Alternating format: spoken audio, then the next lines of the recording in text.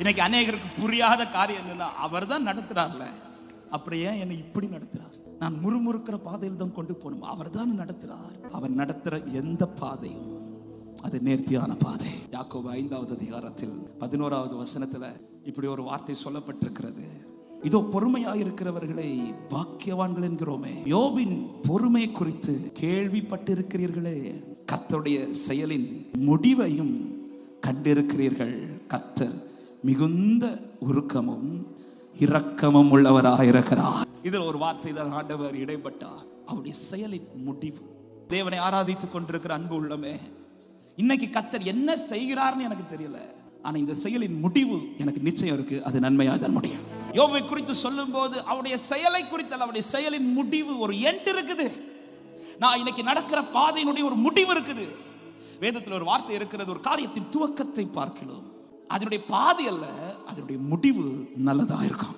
யோபு சொல்றார், நான் எங்கேயோ கால் வைக்கல, அவர் அடிகளை என் கால்கள் பற்றி கொண்டு, அவர் எனக்கு முன்னாடி வழி காமிச்சிட்டு இருக்கிறார், அதுலதான் நான் காலை வச்சிட்டு இருக்கிறேன், அவர் காண்பிக்கிற வழியில நடத்துறேன். இப்படி சொல்லிட்டு இருந்த அடுத்த வசனத்துல சொல்றா, எனக்கு குறித்திருக்கிறதை என் ஆண்டவர் நிறைவேற்றுவார்.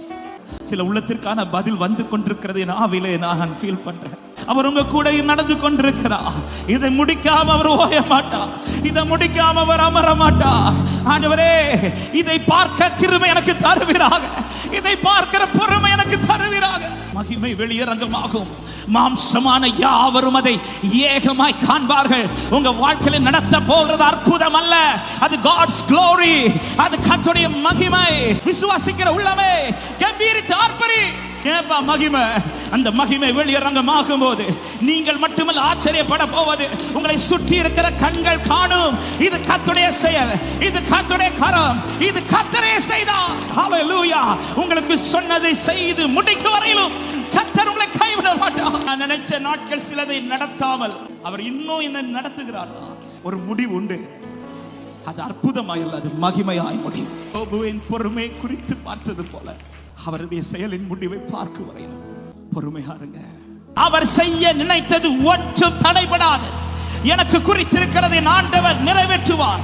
தேவரீரின் சகலத்தையும் செய்ய வல்லவர். யாக்கோபே, இதோ நான் உன்னை புதிதும் கூர்மையுள்ள எந்திரமுள்ள பற்களாய் மாற்றுவேன். அவன் உன்னோடு போராடினவைகளை இனி நீ தேடி காணாதிருப்பார். இனி உன் வாழ்க்கையில் இந்த தீங்கு தொடராதபடிக்கு இதோ கர்த்தர் புது கிருபைகளை தருவாரா. அல்லேலூயா. பொறுமையை விட்டுறாதீங்க, கர்த்தர் மேல இருக்கிற நம்பிக்கை விட்டுறாதீங்க. பாரம் மிஞ்சினாலும் கர்த்தருடைய கரம் உன்னை விட்டு விலகாது. பாரம் மிஞ்சினாலும் சொன்னதை மாற்ற மாட்டார், அவர் சொன்னதை நிறைவேற்றி முடிப்பார். அல்லேலூயா.